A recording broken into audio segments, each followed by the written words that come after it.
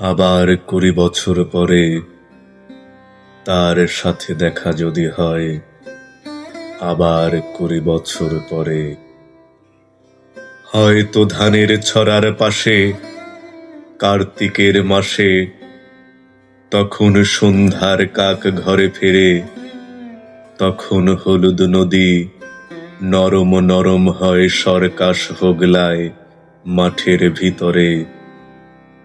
অথবা নাইকো ধানের খেতে আর ব্যস্ততা নাইকো আর, হাসির নীরের থেকে খড়, পাখির নীরের থেকে খড়, ছড়াইতেছে মণিয়ার ঘরে রাত, শীত আর শিশিরের। জীবন গিয়েছে চলে আমাদের ২০ বছরের পার, তখন হঠাৎ যদি মেঠো পথে পাই আমি তোমারে আবার।